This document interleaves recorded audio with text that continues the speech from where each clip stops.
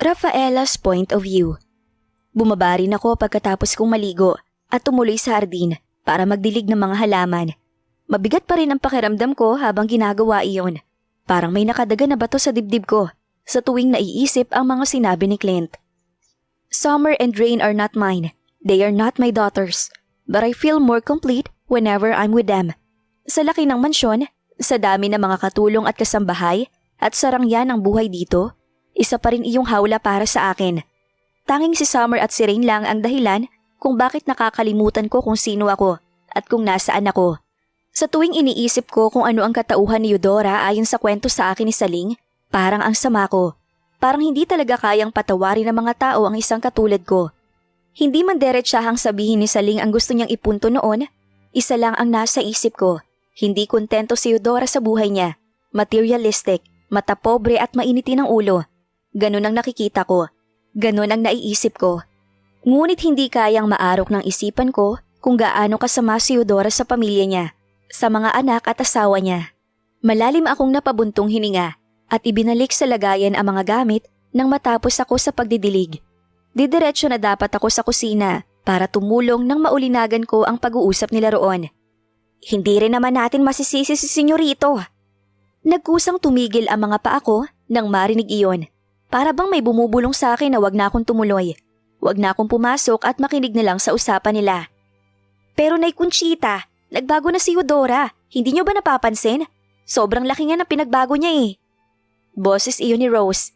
Naroon na tayo, Rose. Oo nga't malaki ang pinagbago niya. Pero malaki rin ang pinagbago ni Senyorito.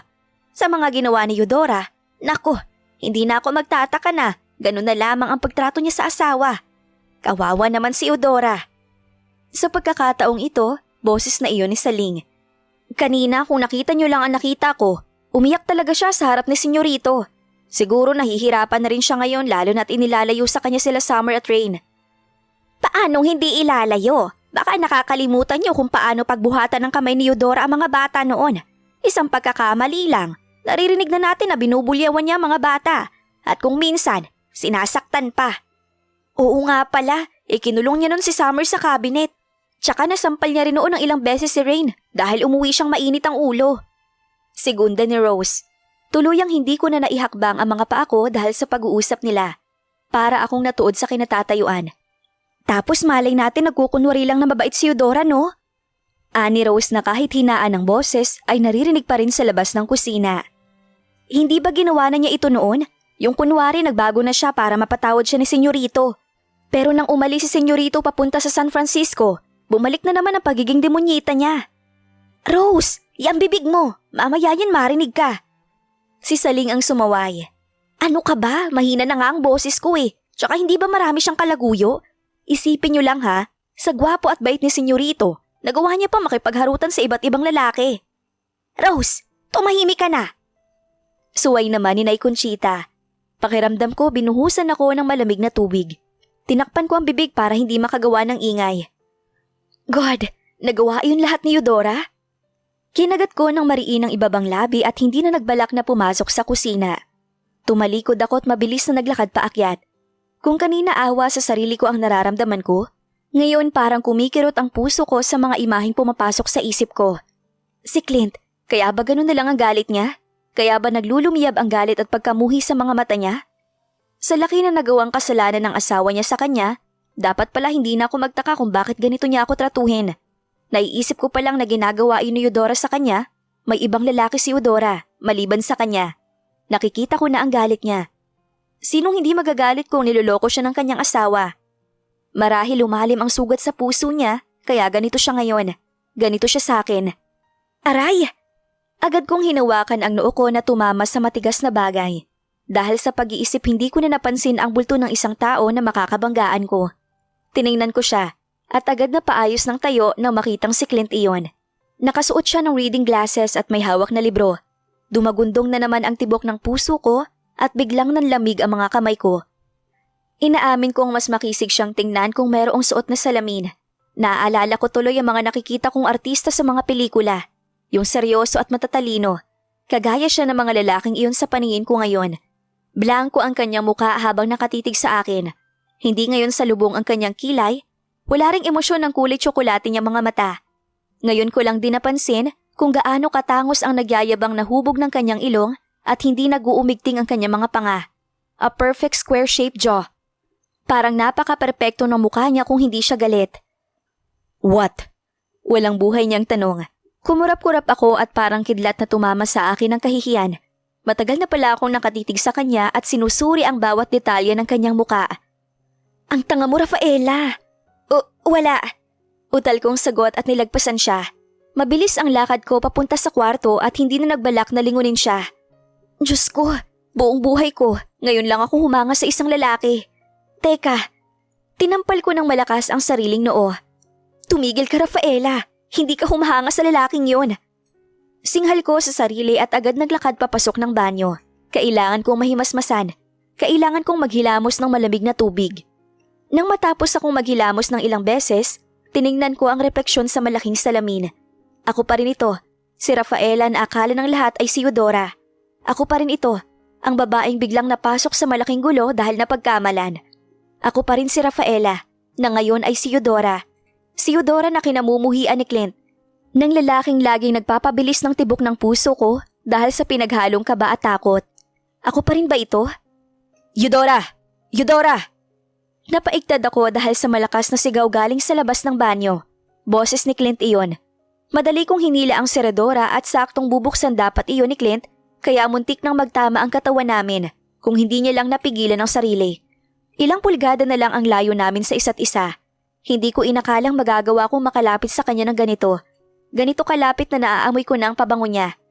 Bigla kong naramdaman ang pagwawala ng puso ko. Parang tumatambol sa kaba at nararamdaman ko na ang pamumuo ng butil ng pawis sa noo ko. Bakit? Utal kong tanong. Hindi namamalaya na sobrang kabado na pala ako dahil sa lapit naming dalawa. Mariin ang titig niya. Unti-unting nagsalubong ang kanyang makapal na kilay at gumagalaw ang kanyang panga. Hindi ko mabasa ang emosyon sa mga mata niya dahil halo-halo iyon. Pero nangingibabaw ang madilim at parang kinuryente ang katawan ko nang biglang lumapat ang labi niya sa labi ko. Sa bilis ng pangyayari, parang isang panaginip lang ito na ngayon ay nakalapat ang labi niya sa akin. Hindi ko na nagawang makakurap at parang tuluyang hindi na nag-function ang mga cells sa katawan ko. Naramdaman kong pumulupot ang kamay niya sa bewang ko at mas lalo pa akong hinapit palapit sa kanya. Madali niya lang iyon nagawa dahil walang depensa ang buong sistema. Nadala niya ako at nagtama ang katawan naming dalawa. His lips moved to bite my lower lip. I closed my eyes in an instant. Mariin ang pagkakapikit ko habang nararamdaman ang mainit niyang halik. Dahil sa panghihina ng mga paa ko, humanap ako ng mahahawakan at sa braso niya dumapo ang kanan kong kamay. Parang may sariling isip ang mga labi ko at tinugon ang halik niya. Bawat galaw, bawat pagdampi at paghagod. I could feel thousands of butterflies in my stomach. Nagliliparang mga paru-paro kasabay ng paulit-ulit na pagdaloy ng kuryente sa katawan ko. Hindi ko alam na posible pala sa totoong buhay ang ganitong pakiramdam. Samantalang sa libro ko lang nababasa ang ganito. Nang lumayo siya at pinutol ang halik, dahil pareho naming habol ang hininga, nagkatitigan kami. Muling nagsalubong ang kanyang kilay. Kumunot ang kanyang noo at nagtagis ang bagang. Kumalas ang kamay niya sa katawan ko, kaya binaklas ko ang kamay niya sa kanyang braso.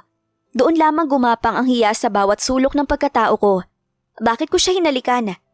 Walang salitang bigla siyang naglakad paalis at naiwan akong nagugulumihanan sa mga nangyayari.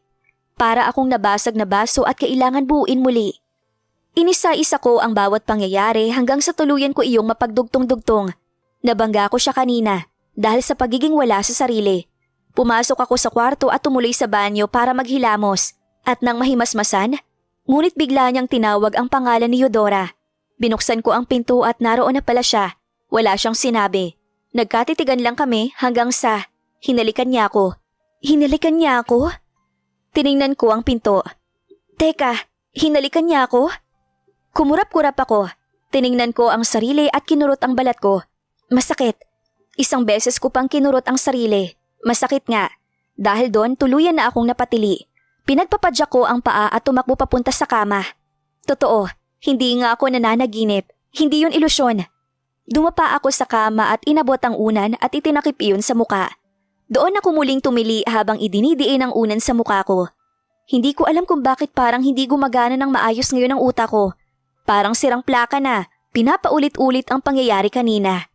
The image was so vivid in my mind. Rafaela, ang tanga-tanga mo! Impit na sigaw ko habang nakatakip pa rin ang unan sa mukha ko. Nang hindi na ako makahinga, tinanggal ko iyon at habol ang hiningang nakipagtitigan ako sa kisame. Pinakalma ko muna ang sarili at hinintay na bumalik sa normal ang pagpintig ng dibdib ko. Hindi to normal. Bakit? Bakit ngayon ginawa? Hindi ba galit siya kay Eudora? Hindi ba galit siya sa akin? I was right. I saw lust on his eyes. Ang madilim at matiim niyang tingin kanina, alam ko ang ibig sabihin nun. Kinagat ko ng mariin ang ibabang labi nang maalala ulit ang pangyayari. Mali ang ginawa ko. Mali ang ginawa mo, Rafaela. Maling hinalikan mo rin siya pabalik. Maingat kong pinihit ang seradora at sumilip sa loob ng silid. Nagkataon na nakaharap papunta sa direksyon ko si Summer. Habang nakaupo sa kama, kaya nakita niya rin ako. Agad siyang umiti, pero hindi na siya nakalapit sa akin dahil pansamantalang sinusuklay ang basa niyang buhok. Hinanap na mga mata ko si Rain at nakitang ganoon din ang ginagawa sa kanya ng isa pang katulong. Ngumiti rin ako sa kanya at itinulak papasok ang sarili. Good morning, Mommy! Masiglang bati ni Summer. Wait lang po, I'm going to give Mommy my morning kisses. Ani yan na humarap sa katulong na siyang nagpapatayo sa kanyang buhok gamit ang towel. Bumaba siya ng kama at tumakbo papunta sa akin. Nag-squat naman ako para madali niya akong mayakap. Pero hindi lang yakap ang ginawa niya dahil pinupog niya ako ng mumunting halik sa pisngi, sa ilong at sa noo. Saglit na kiniliti ang puso ko dahil sa ginawa niya. Kaya napatawa ko. This is Summer, the sweet and adorable Summer. Hinalikan ko rin ang pisngi niya at humagikik naman siya. Tiningnan ko si Ray na ngayon ay nakatingin sa amin. Ngumiti ako sa kanya, kaya bumaba siya ng kama at naglakad papunta sa amin. Kung si Summer makulit at energetic, si Ray naman nang lumapit, mariin lang na hinalikan ang kaliwa kong pisngi at tipit ng ngumiti. Nakasuot pa rin sila ng roba at mukhang kakatapos lang maligo.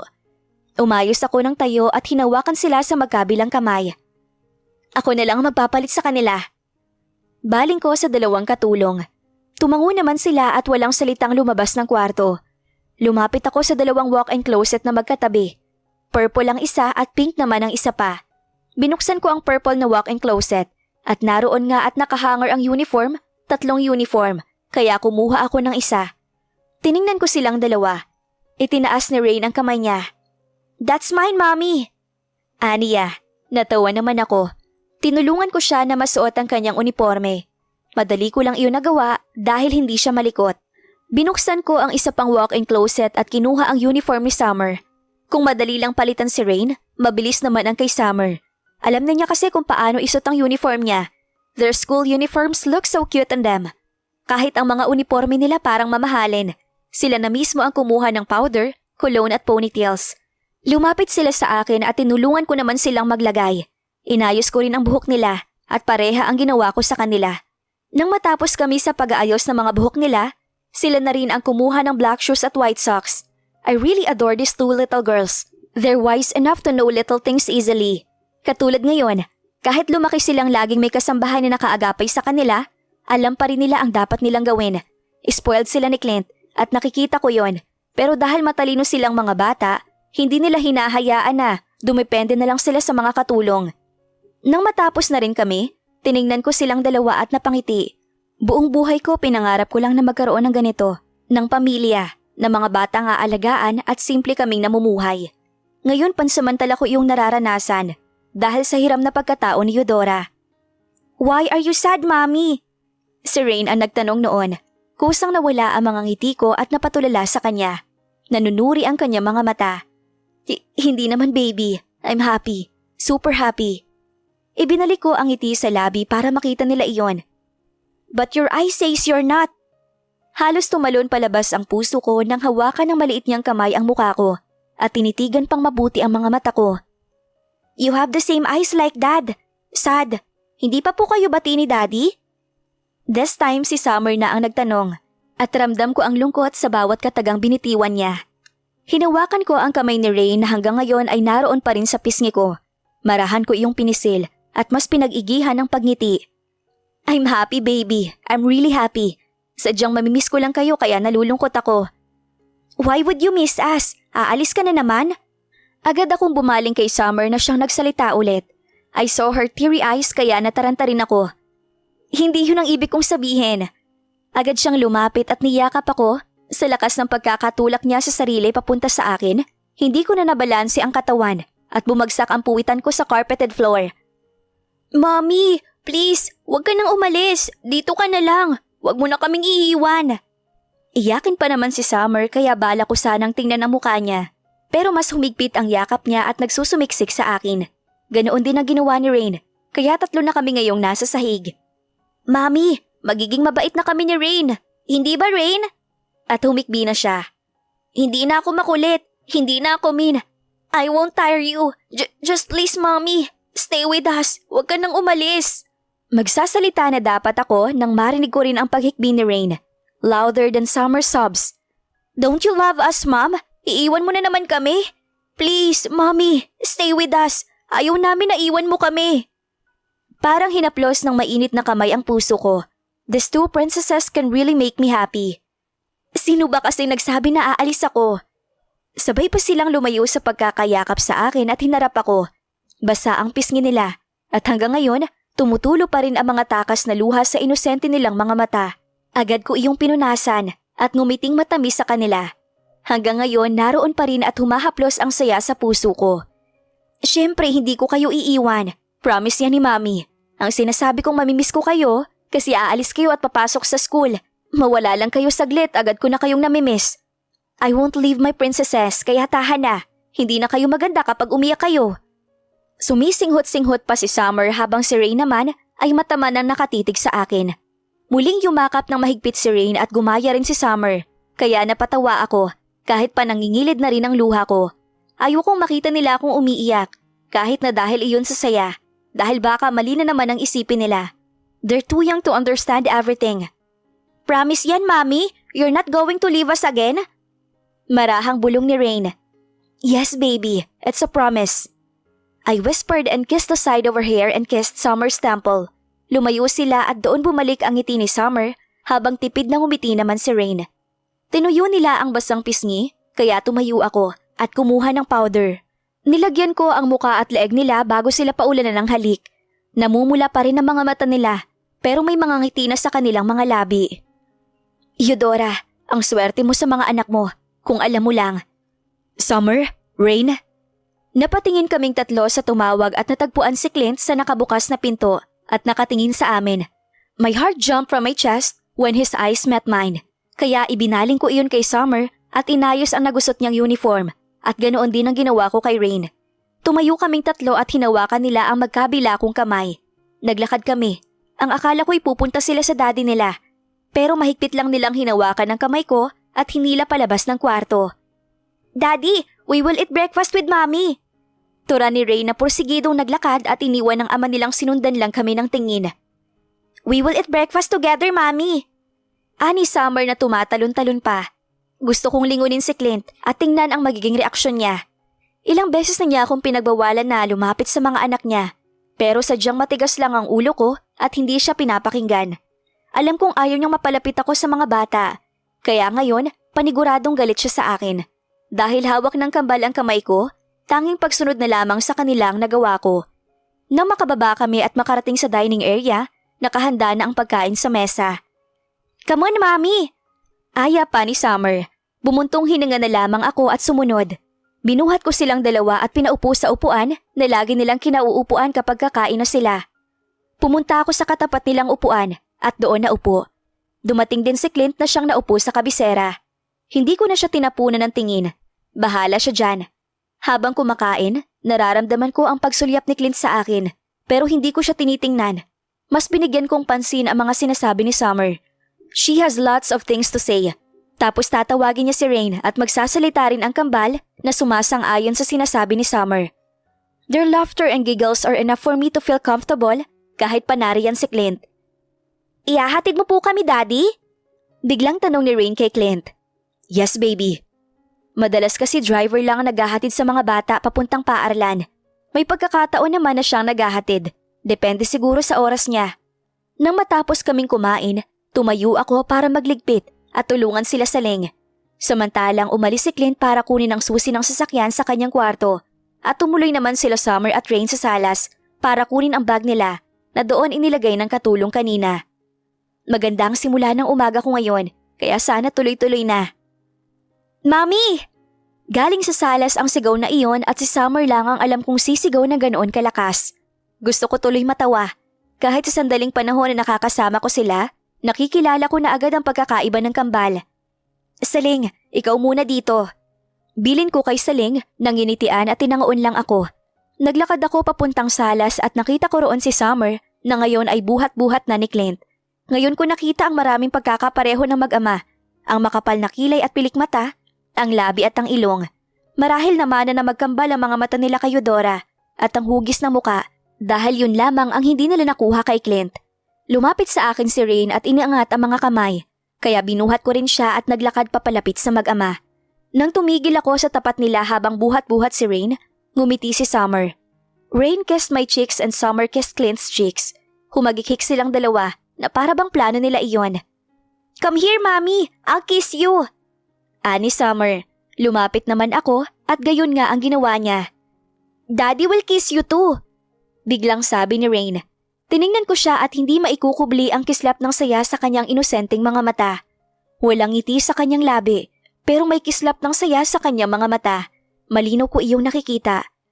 You used to kiss Mommy whenever we're leaving. You can kiss her dad. Segunda naman ni Summer nang ngiting-ngiti kay Clint. Kumabog bigla ang dibdib ko nang mapatingin ako sa kanya.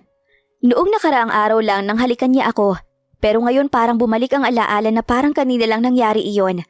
Mataman din siyang nakatitig sa akin kaya hindi ko na nagawang mag-iwas ng tingin. Dahil malapit ako sa kanya, nangangamba akong baka marinig niya ang pagwawala ng puso ko. Nagliliparan na naman ang mga paru-paro sa tiyan ko at ngayon ay mas dumami sila. Walang ekspresyon ng kanyang muka, ngunit may naglalarong emosyon sa kanyang mga mata. Hindi ko lang mabasa dahil na rin sa kabang nararamdaman ko. He sneaked his firm hand on my waist and pulled me closer to him. Dumampi ang kanyang labi sa labi ko habang naririnig ko ang pagpapalakpak ni Summer at ang mahinang hagikik ni Rain. Saglit lang yon, pero naramdaman ko ang pagdaloy ng bulta-bultahing kuryente sa katawan ko. Nagpababa si Rain, kaya may dahilan ako para hindi na siya muling tingnan. Humawak si Rain sa kamay ni Clint. Sinundan ko na lang sila ng tingin nang palabas na sila ng bahay. I love you, Mommy! Rinig ko pang pahabol na sigaw ni Summer. Daddy loves you too! Nang mawala sila sa paningin ko, kusang umangat ang sulok ng labi ko at hinayaang maramdaman ng buo ang sayang bumabalot sa puso ko. Nang makabawi sa lahat ng nangyari, nakangiti akong bumalik sa kusina at natagpuan doon si Saling na katulad ko ay may malaking ngiti. Wala ang ibang katulong kaya kaming dalawa lang. Ang ganda ng araw mo ngayon, kasing ganda ng ngiti mo. Aniya. Tumawa siya at tumabi sa akin nung lumapit ako sa mga platong huhugasan. Hindi ko na lang siya sinagot dahil hindi ko naman alam ang sasabihin ko. Sana tuloy-tuloy na yan. Dagdag niya pa. Sinulyapan ko siya at kinagat ang ibabang labi. Sana. Nakangiting tininan ko si Summer at Rain na ngayon ay naghahabulan. Hindi na masyadong mainit dahil 3:30 na rin naman ng hapon at pumayag din si Clint na lumabas sila ng kwarto. Katabi kong nakaupo si Rose na siyang naatasan magbantay kay Rain at naroon naman sa malapit ang isa pang katulong na siyang nagbabantay kay Summer. Hagik-hik at tawanan ng mga bata ang siyang nangingibabaw at sa tuwing nakikita kong nagtatawanan sila, hindi ko mapigilang hindi mapangiti. Hindi na gaanong mahigpit si Clint sa akin. Hinahayaan na niya ako makalapit sa mga bata. May mga limitasyon nga lang minsan. Naiintindihan ko naman iyon. Basta't pagbigyan niya lang akong makalapit sa mga anak niya ay hindi na ako magrereklamo. Rain! Nakangusong sigaw ni Summer nang hindi niya mahuli ang kakambal. Tumawa naman si Rain. The sight of them lightened up my heart. Nang bata pa ako hindi ko naranasang maging malaya, katulad ng mga normal na bata. Ang laro sa akin noon ay gawaing bahay at ang mga kalaro ko naman ay mga labahin at hugasan. Nagkakaroon lang ako ng pagkakataon na makapaglaro kapag nasa paaralan ako at may dalang laruan ng katabi ko. Kahit minsan hindi ako nabilhan ng laruan, hindi ako nakipaghabulan sa kapwa ko mga bata at hindi ko naranasang maglaro sa labas ng bahay. Bata pa lang ako namulat na ako sa katotohanan na kailangan lahat ng bagay na gusto ko, dapat paghirapan ko. Katulad ng paninilbihan ko kay Auntie Lolita. Kapalit noon ay ang pagkukup nila sa akin at pagpapatapos sa high school. Gustong-gusto ko noon mag-aral ng kolehiyo, kahit pa ayaw nila Auntie Lolita. Dahil hindi na raw nila kaya ang gastusin sa pagpapaaral sa akin sa kolehiyo. Kaya ang ginawa ko, sa gabi ako nag-aaral. Nagtatrabaho sa karinderya nila Auntie Lolita tuwing umaga at papasok sa paaralan pagsapit ng gabi. Kaso mahirap pa lang ganon. Kaya sa huli, hanggang first year college lang ang natapos ko. Kaya nagtrabaho na lang ako sa karinderya nila. Lalo na't na-stroke ang asawa ni Auntie Lolita nang atakihin ng high blood at sakit sa puso. Dumoble pa ang trabaho ko sa karinderya at sa bahay nila. Masama man, pero nakaramdam ako ng tuwa nang ma-stroke si Uncle. Wala na akong pangamba tuwing gabi. Nakakatulog na ako ng maayos dahil alam kong hindi na siya makakatayo at papasok sa kwarto ko tuwing lasing siya at inaatake ng kamanyakan. Kahit laging galit si Auntie Lolita at kung minsan walang tigil sa pagtalak, mas ayos na yun sa akin kesa sa mga malalagkit na tingin ng kanyang asawa. Kung paano ko natiis ang buhay ko sa kanila? Marahil dahil yun sa utang na loob. Iniisip ko rin ang ginawa nilang mabuti sa akin, ang pagpapatira sa bahay nila at ang pagpapaaral sa akin. I owe them a lot for that. Shit! Napukaw ako sa malalim na pag-iisip nang marinig iyon. Lumingon ako sa kinauupuan ni Rose at nabigla nang makitang si Clint na nakaupo roon. Salubong na naman ang makapal niyang kilay at nakakunot ang kanyang noo habang matiim na nakatitig sa akin. Kumurap-kurap ako. Ba't ba siya nagmumura? Problema mo. Kahit ako'y nabigla rin sa salitang lumabas sa bibig ko.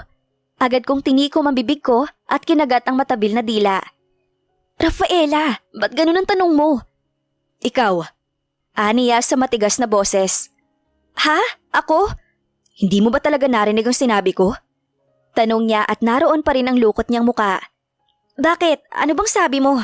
God, masyado ba akong lutang kanina at hindi ko napansin ang presensya niya?